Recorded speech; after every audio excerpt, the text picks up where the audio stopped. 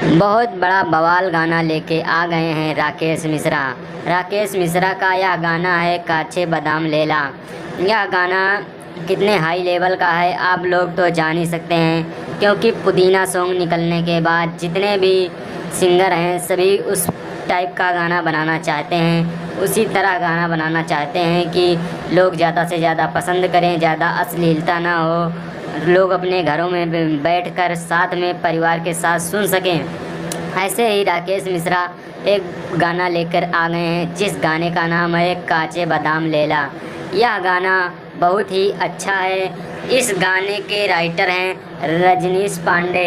रजनीश पांडे जी ने इस गाने को लिखा है। इस गाने में म्यूजिक दिया है छोटू रावत ने। और आप तो जानते हैं ये एक ख़ास कैरेक्टर करने वाले हैं रवि पांडे।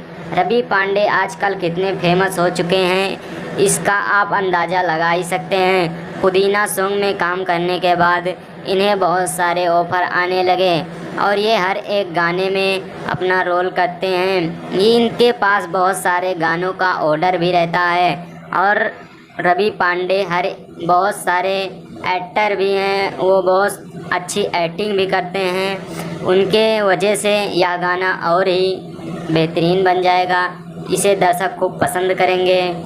और राकेश मिश्रा के लिए इसी वीडियो को लाइक करें, मेरे चैनल को सब्सक्राइब करें और दोस्तों वीडियो को शेयर और